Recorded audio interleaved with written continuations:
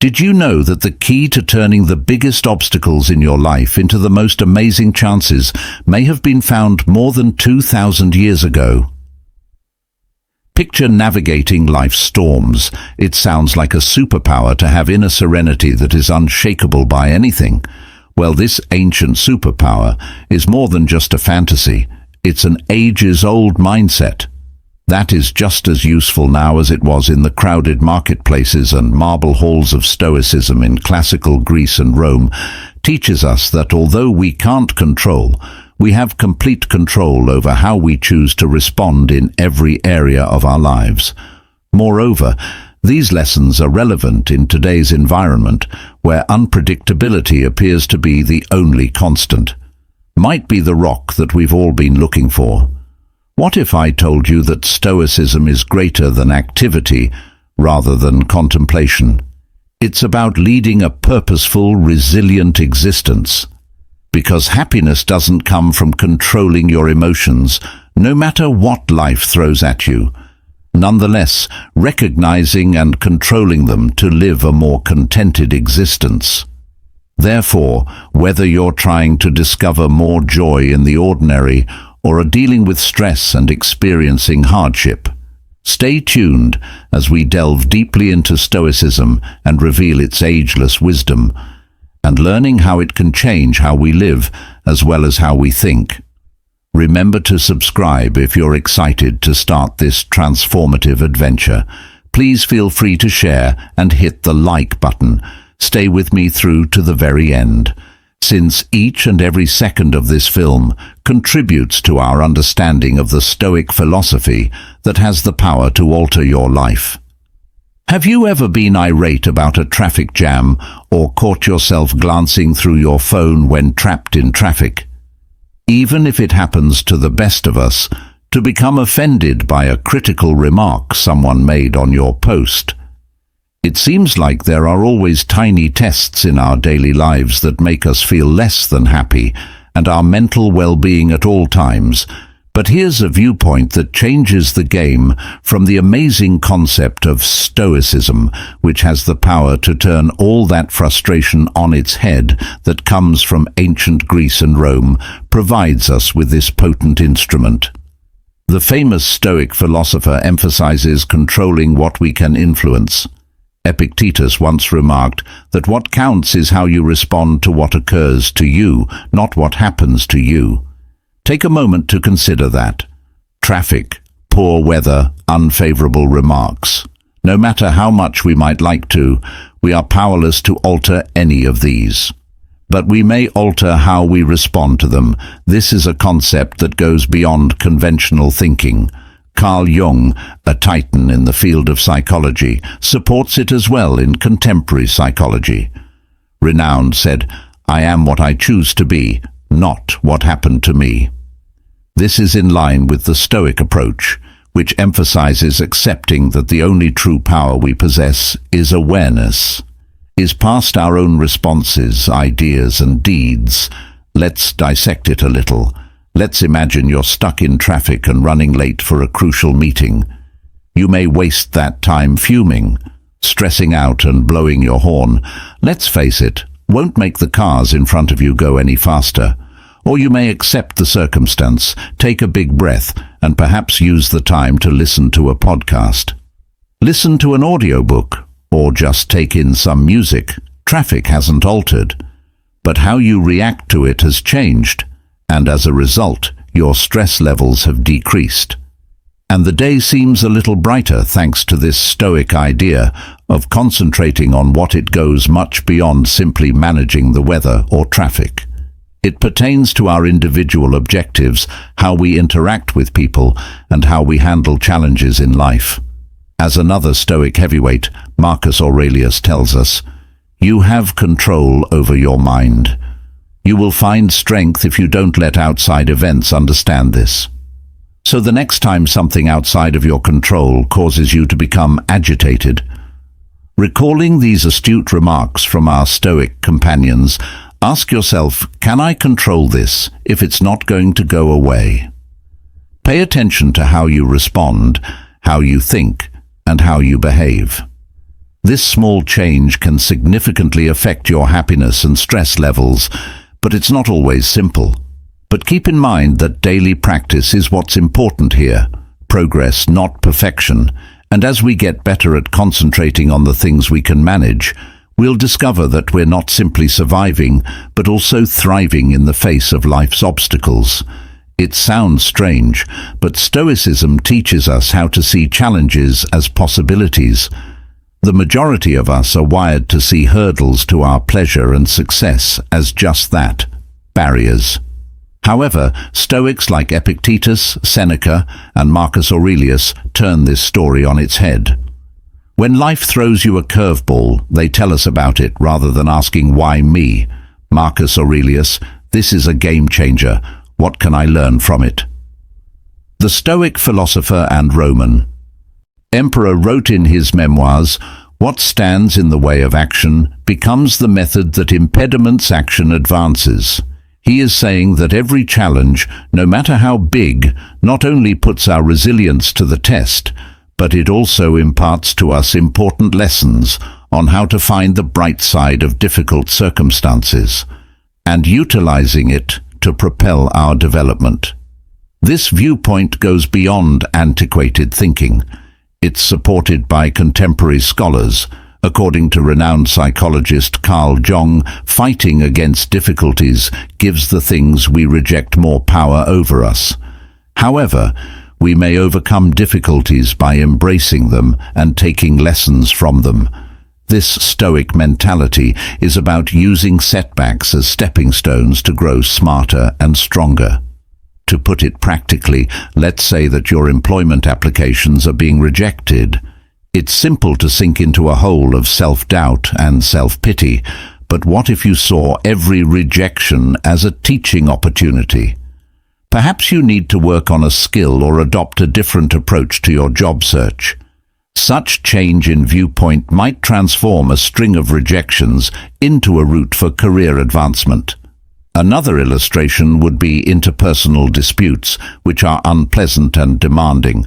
However, they also present an opportunity to hone communication, empathy, and patience skills. Every argument is a chance to learn about other points of view and hone our skills in resolving conflicts. The key to seeing challenges as opportunities is to ask yourself, rather than just being a passive victim of the circumstances, what can I learn from this situation? We start to actively study and solve problems, but this doesn't imply that it gets easier to overcome barriers, but we still need to approach them with the right attitude. Focused on development and education, Epictetus famously remarked, "It's not what happens to you, but what really counts is how you respond to it." This is the essence of Stoicism.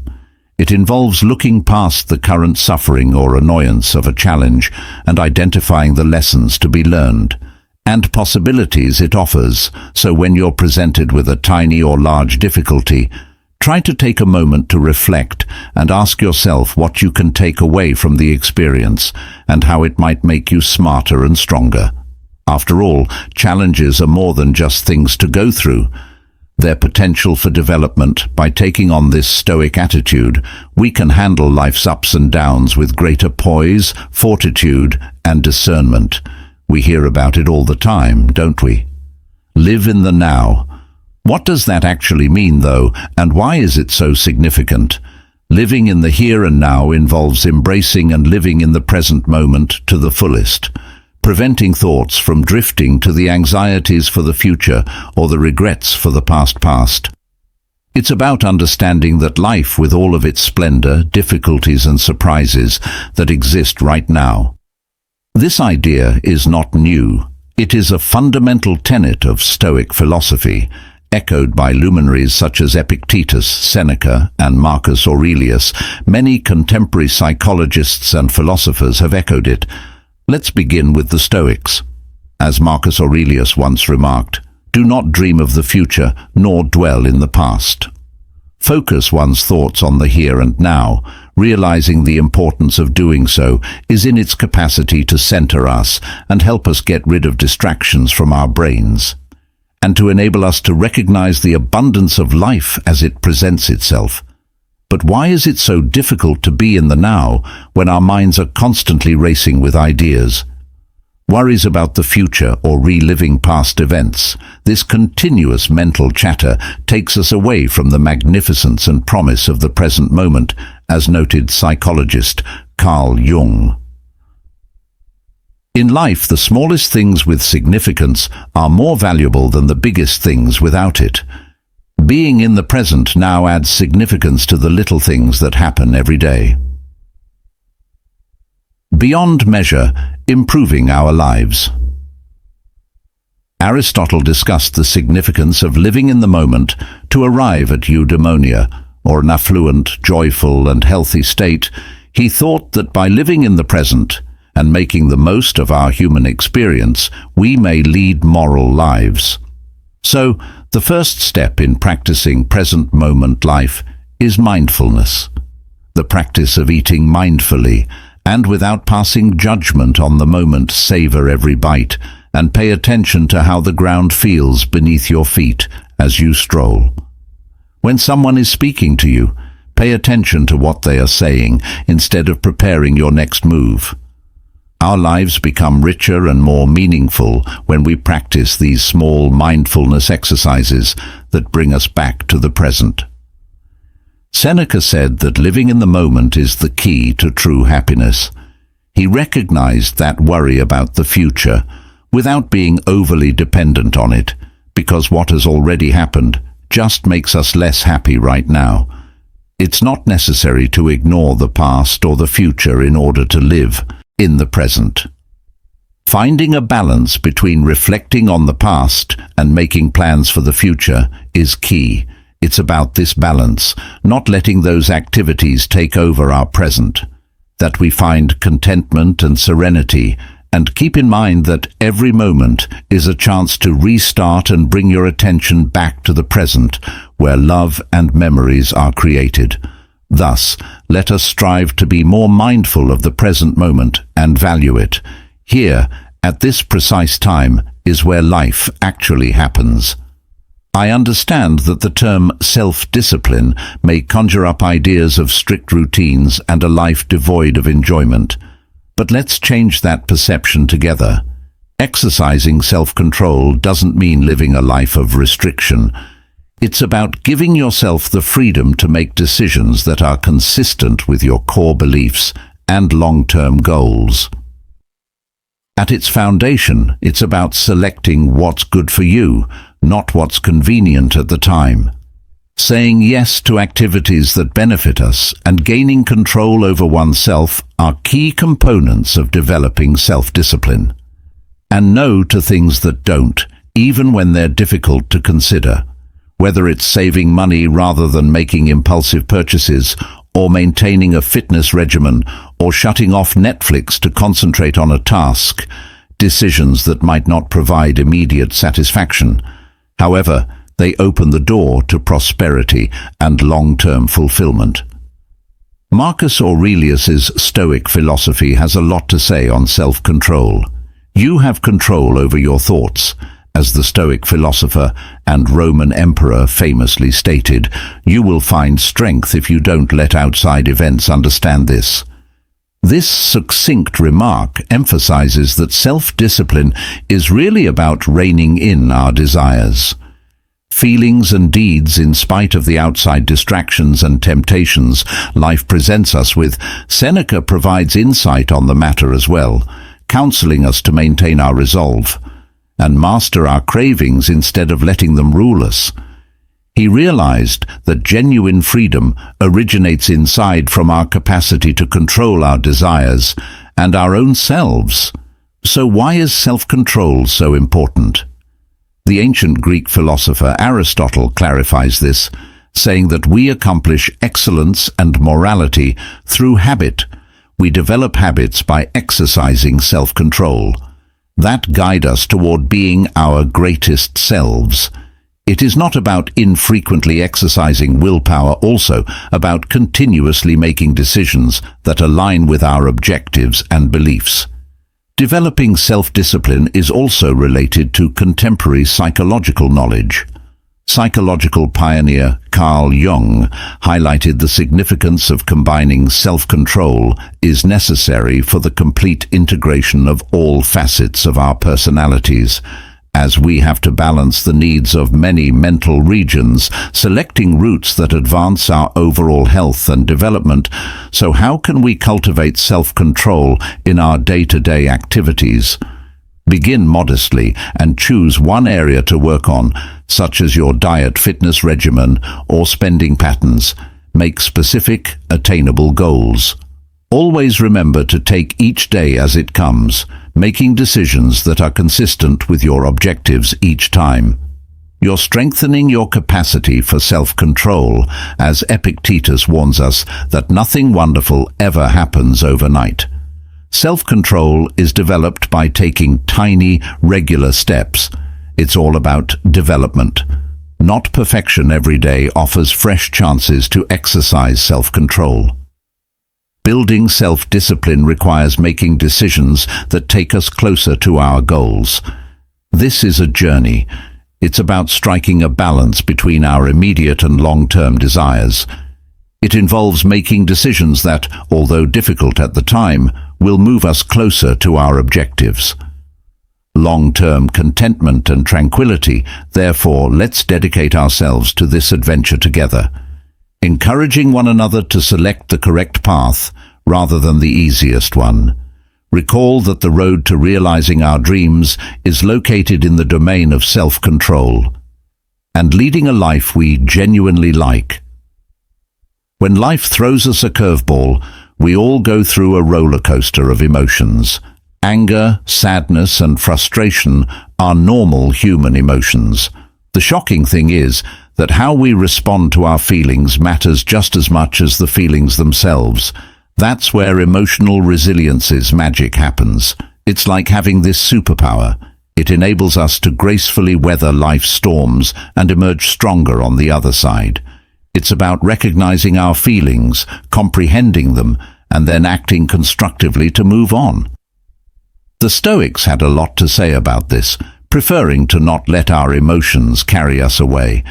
For instance, Marcus Aurelius reminds us that we have control over our thoughts. You will find strength if you don't let outside events understand this. This insightful realization strikes at the core of emotional resilience. It's about realizing that even though we may not be able to control everything that happens to us, we can influence how we react. Seneca provides insight on how our emotions don't have to dictate what we do. Overcoming adversity without losing our cool, he emphasizes that obstacles in life are opportunities for us to grow, character and resiliency. By patiently and understandingly facing our emotions, we can become stronger and wiser.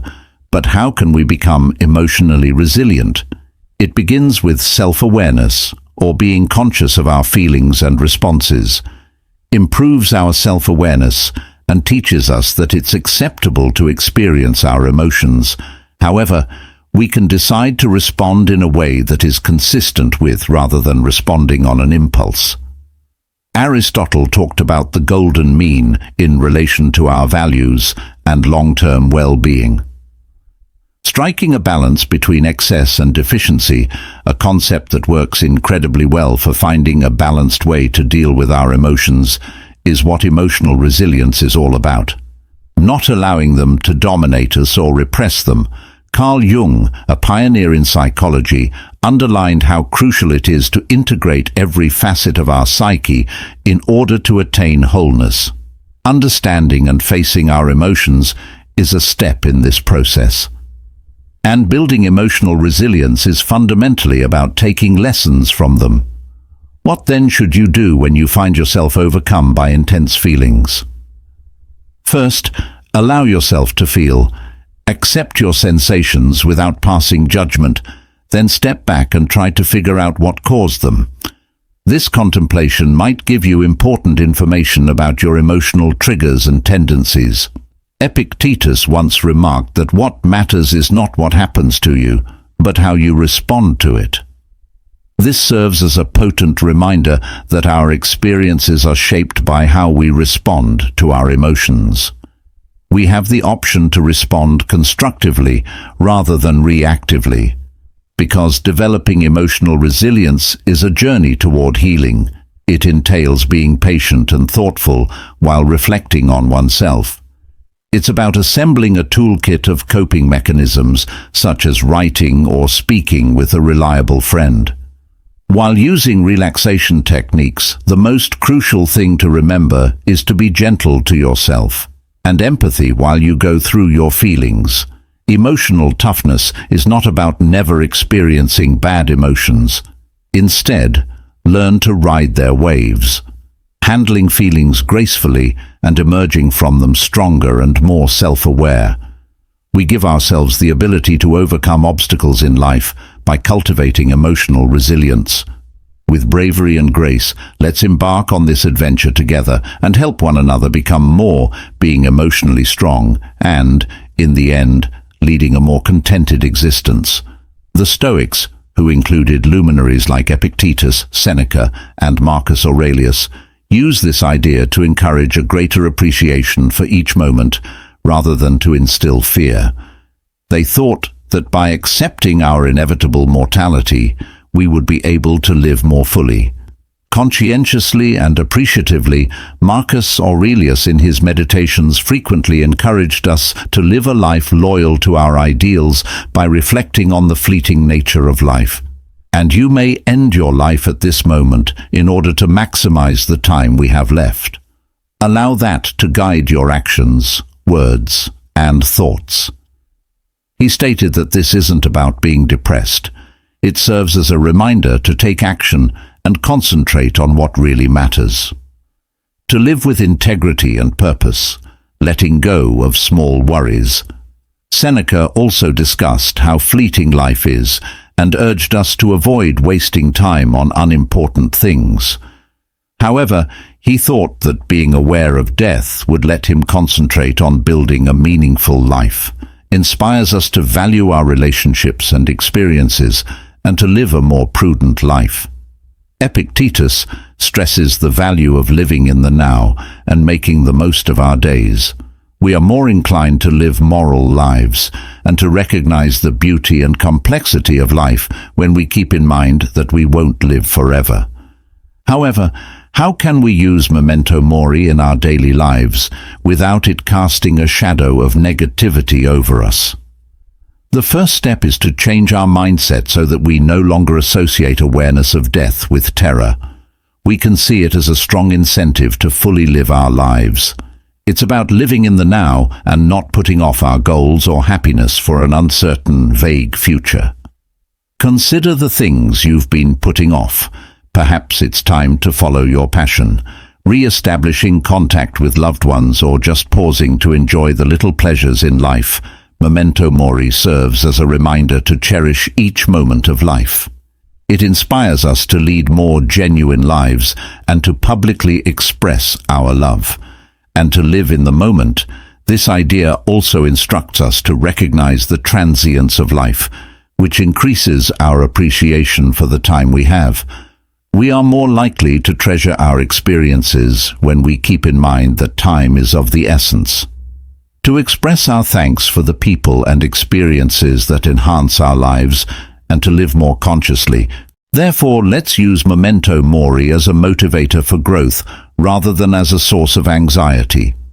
Deeper appreciation for life and thankfulness, let it serve as a reminder to make decisions that are in line with our core beliefs in order to appreciate our relationships and to cherish the beauty of the present while keeping in mind that we shall all pass away, eventually inspires us to embrace memento mori and live more completely now. We are given a potent reminder to celebrate life rather than live in fear of dying. Let us cherish each moment not out of fear for its demise, but rather out of a deep love for life itself. Let's conduct our lives such that we have no regrets when the time comes, knowing we lived fully, loved sincerely, and valued life's amazing journey. It's amazing how a seemingly straightforward idea can have such a big influence on our life. It's about putting less emphasis on what we lack and more on what we already have. This routine can truly alter your life, especially on the days when everything seems difficult. As clever as they were, the Stoics had a lot to say about thankfulness. They held that contentment stems from appreciating what we already have, rather than acquiring more. Marcus Aurelius frequently discussed the value of living in the now and finding happiness in the little things in his writings. He advised thinking about how fortunate you are to be alive when you get up in the morning. This is the ultimate expression of gratitude: to breathe, to think, to enjoy, and to love. Appreciating the worth of life and all of its blessings on a daily basis. Seneca discussed how our cravings might mislead us into constantly pursuing more, and never achieving ultimate contentment. He proposed that by concentrating on what we already have, after realizing that life's greatest things are already within our reach, we can truly be pleased. Recognized for his pragmatic interpretation of Stoic philosophy, Epictetus exhorted his disciples to recognize their existing situation, whatever it may be.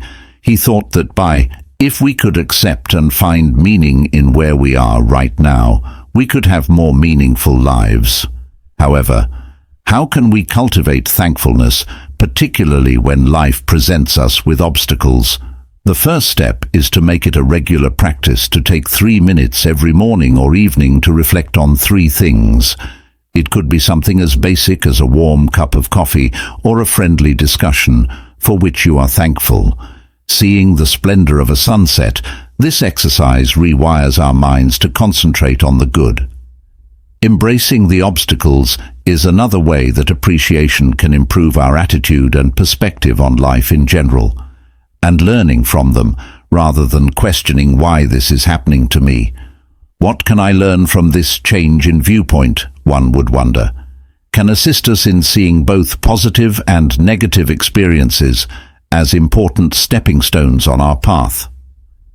Moreover, cultivating thankfulness fosters closer relationships with others. When we show gratitude to the people in our life, we not only make their day better, but also improve our connections. A small gesture of gratitude can make a big difference. Aristotle discussed the significance of acknowledging someone's worth and affection, the positive things in our lives, and making an effort to live a moral existence. He thought that being grateful was essential to attaining eudaimonia, or genuine happiness, which enables us to recognize the goodness in our surroundings, and even contemporary psychology acknowledges the advantages of appreciation within ourselves.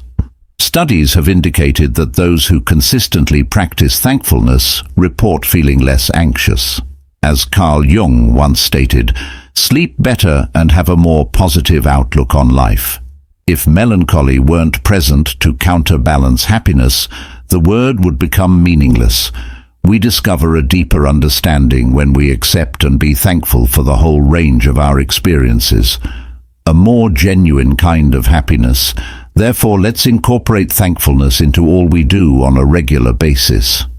Let's rejoice in the little things, treasure the times we spend together, and acknowledge the little wins. One way to develop a sense of wealth is to concentrate on what we already have rather than what we lack. The joy that radiates from within. Keep in mind that thankfulness isn't brought about by happiness. Gratitude is what makes us happy, so let's aim to see the half-full glass.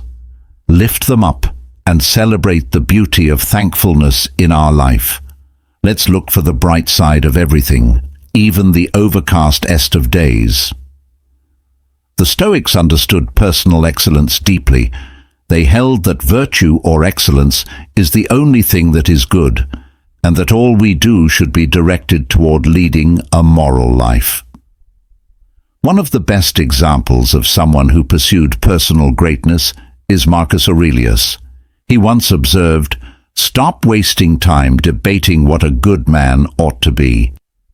Be one. This straightforward but impactful statement captures the spirit of exceptional personal performance.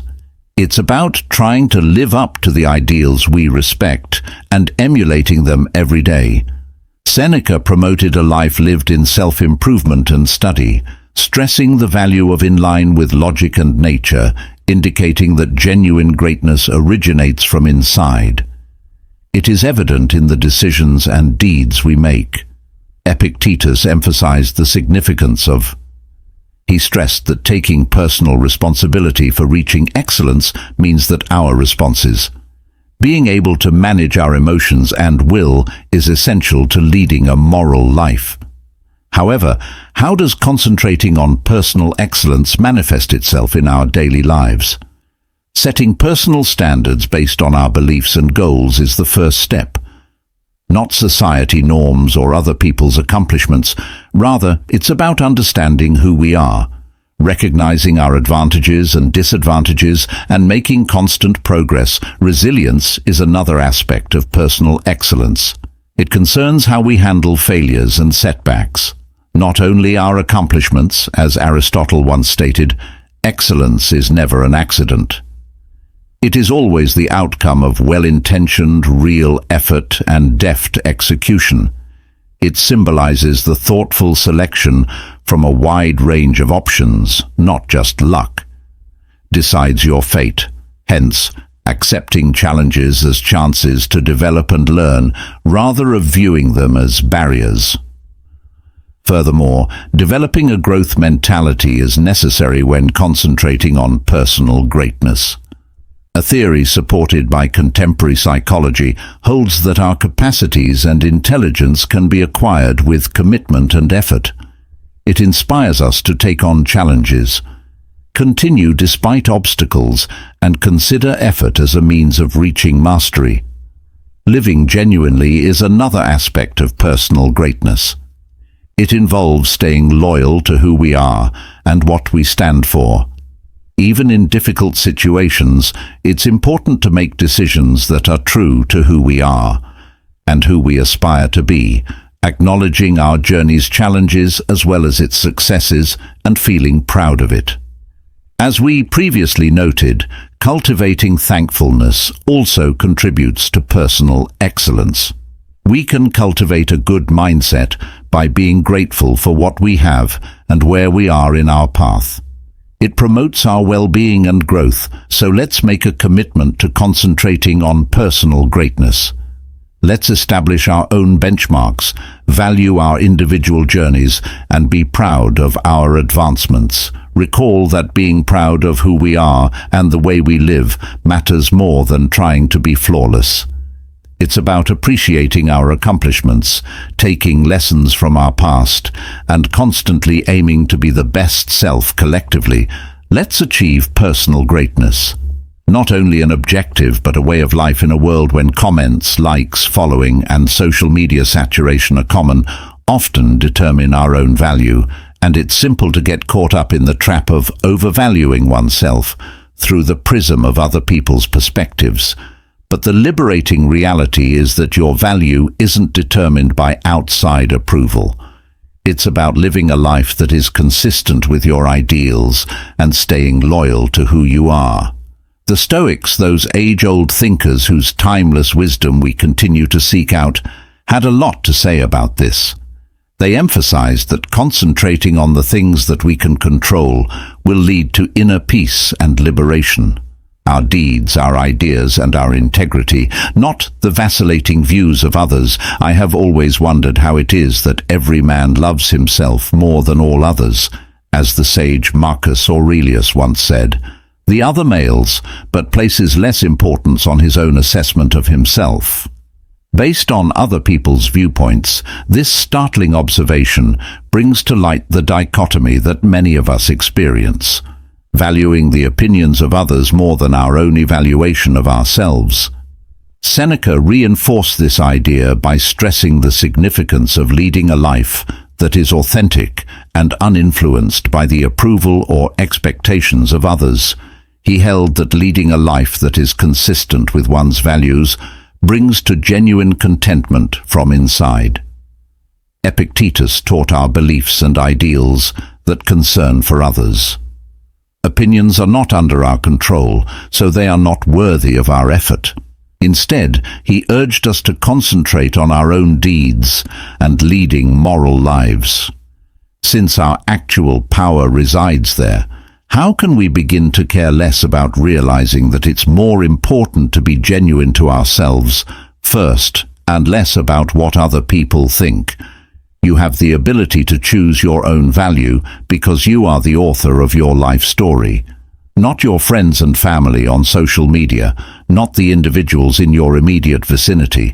It's important to firmly establish your self-worth in your identity and principles, the love you show others, and the work you do to be the best version of yourself.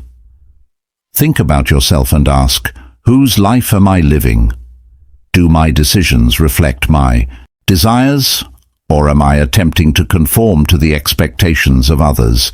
You can better connect your behaviors with who you really are by thinking about these questions. Third, embrace vulnerability. Being authentic requires owning up to your shortcomings.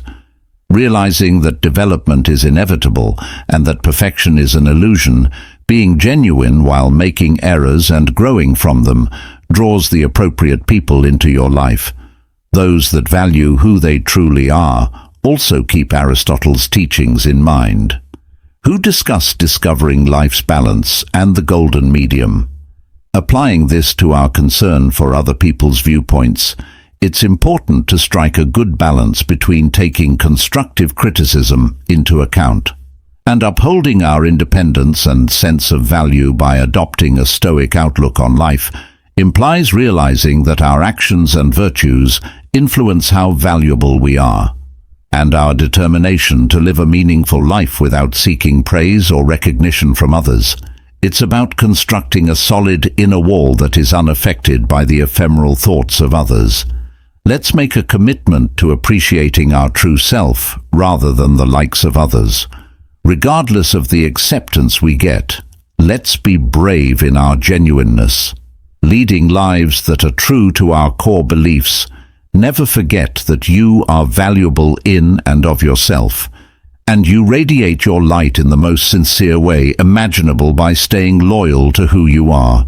Let's not just get by in life, but also flourish in it with the assurance that comes with understanding who we living really, in line with our principles and being loyal to who we are. Here's the thing. Embracing change is essential to our development and pleasure, not merely necessary. The truth is that change is the one thing that is constant in life, so learn to accept and flow with it. The unavoidable changes in life make navigating them less terrifying and more of an adventure, according to the Stoics.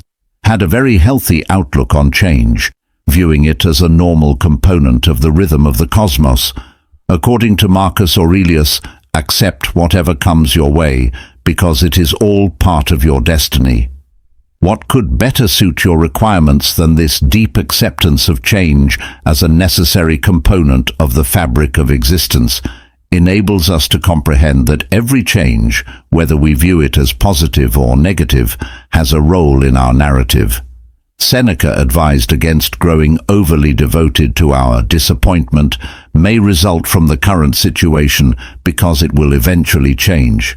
He counseled us to be adaptable and recognize that change isn't merely a fact of life, yet an essential element of our own growth. With joy, Epictetus urged us to make a distinction between what we can control and what we cannot. He made the observation that, although we have no influence over outside occurrences, we are in charge of how we feel about them. This is a very powerful way to think. When it comes to adapting to change, we should concentrate on our reactions, recognizing the chances for improvement inside the shift and persevering through it. However, how can we first acknowledge that change is inevitable and then learn to be more accepting of it? It's the way things are. Everything around us is constantly changing. Seasons shift, people come and go, and even our cells are regenerating right now. Accepting change entails, first, accepting life itself through mindfulness exercises. By being in the present, we can enjoy our experiences without holding on to the past. This understanding makes room for acceptance when those experiences unavoidably change. Might reach a third conclusion by looking for the lessons in change. Every change in our life, no matter how difficult, presents an opportunity for growth and learning. We can ask, what can I learn from this, rather than why this is occurring to us. This change in viewpoint can transform the difficulties associated with transition into opportunities for personal growth. According to Aristotle, leading a moral life is essential to happiness. Adaptability, or the capacity to handle change in life with grace, is a component of virtue. And wisdom is about finding harmony and balance in the midst of life's constant change. This Stoic perspective to change, which sees change as an opportunity, is supported by contemporary psychology. Instead of posing a threat, can greatly lower our levels of tension and anxiety. It can strengthen our resilience, enabling us to better handle whatever challenges life presents. Let's not forget that change is something to embrace as a normal occurrence rather than something to suffer. Enhancing a portion of our journey by embracing change and becoming receptive to learning and development and the exquisite way our individual life pathways are developing, keep in mind that flowing with the flow doesn't equate to passivity. It involves actively embracing life in all of its dynamic complexity. Let's ride the waves of change with bravery, grace, and an open heart to all the opportunities it presents. We're all in this together, navigating the complicated trip that is life, despite our differences. We help to make the world a kinder place by encouraging an attitude of tolerance and compassion for others. The Stoics, those ancient philosophers who are still teaching us, lived in a more loving place. Their ageless wisdom gave the qualities of compassion a high priority and empathy. They thought that all people are related to one another. He instructed that leading a moral life requires treating people with kindness and empathy. For example, Marcus Aurelius reminded us that people are social creatures by nature. Supposed to coexist peacefully and cooperatively, he stated that whatever which does not serve the hive shows how our well-being is inextricably connected in a lovely way, brings none to the bee.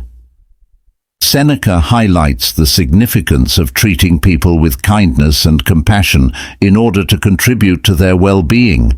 He maintained that helping others is a fundamental human impulse, and that compassion.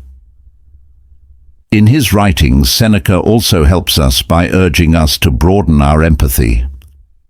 Even to those who have harmed us, realizing that their actions are also a result of their own hardships and constraints, Epictetus advised us to make an effort to comprehend the viewpoints of others. While acknowledging that everyone has motivations for their acts, this does not imply endorsing negative conduct. Rather than assuming an empathetic stance and making an effort to comprehend others' perspectives and experiences. However, the first step in putting compassion and empathy into reality in our daily lives is listening. Genuinely hearing the experiences, emotions, and tales of people in our immediate vicinity. It involves placing ourselves in their position and imagining their joys and sorrows, their hopes and worries. That this act of comprehension will help us both to understand one another better. Building a sense of interconnectedness and humanity is another method to develop empathy and compassion, is via deeds of kindness, no matter how modest, a kind word or a smile. All of these things, even just a listening ear, can significantly improve someone's day. We let people know they matter by showing up and paying attention to them, that their emotions and experiences matter and are legitimate. Being empathetic and compassionate also entails supporting people when they are in need. recognizing the need of providing assistance and comprehension without passing judgment and respect for each individual, despite our differences. The ancient philosopher Aristotle discussed the value of friendship and the part empathy plays in creating strong, genuine connections. He thought that true friends did more than just enjoy each other's company, but also providing sympathetic and empathetic support to one another during their grievances. The Stoic focus on empathy and compassion is supported by contemporary psychology, which demonstrates that these qualities not only improve our connections with one another, but also our mental health. We cultivate a sense of purpose, belonging, and satisfaction in our own lives by taking care of others. Let us never forget that there is a story behind every face and a cause for every deed, and that we make the world a kinder, gentler place by understanding and caring for one another. By doing this, we not only improve the lives of people around us, but also experience more happiness and fulfillment. Together, let's scatter compassion like confetti throughout our own lives, generating compassionate ripples that, one act of empathy at a time, impact the world. This is about pausing, really pausing, to consider what we have done. Our ideas and the routes we've taken are about self-improvement and reflection, and living in a society that is constantly moving forward in accordance with our core ideals. This routine serves as our compass, ensuring that we are not just carried away nonetheless, are moving in the direction that is true for us. The Stoics, with their deep understanding human nature, gave the habit of reflection enormous importance. In his private journals, which we currently preserve as meditations, Marcus Aurelius provided an example of this approach. In addition to ruling an empire, he also took the time to reflect on his life. By putting his decisions and moral compass in writing, he perceived this reflection as vital to leading a moral and meaningful life. Your level of happiness in life is dependent on he wrote, reminding us that our internal dialogue forms our exterior reality of your thoughts. Seneca suggested frequent self-evaluation as a means of promoting wisdom and self-improvement. He compared life to a play and recommended that we evaluate our parts and performances on a regular basis. Do our behaviors represent the script, and are they consistent with the character we want to play? We cherish the life script that Epictetus urged his pupils to finish. This was not about self-criticism. Rather, it was about reviewing their behaviors and attitudes every day. But on self-awareness and development, he challenged us to consider, what did I do well? What went wrong? What responsibilities went unfulfilled? Because of these queries, we have the ability to intentionally direct our lives by making changes that move us closer to our goals. However, how can we apply this Stoic habit of introspection and evaluation to our contemporary lives?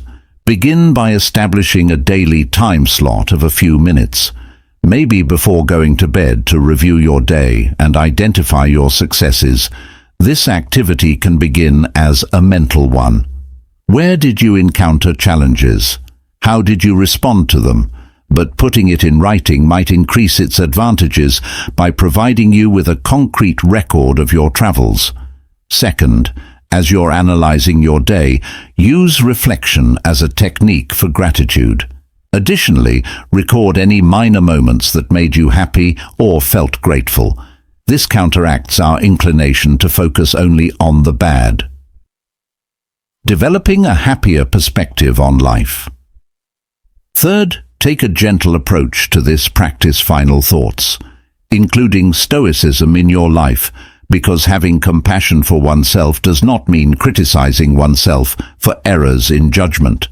However, focus on seeing them as chances for development and learning, and be as patient and encouraging to yourself as possible.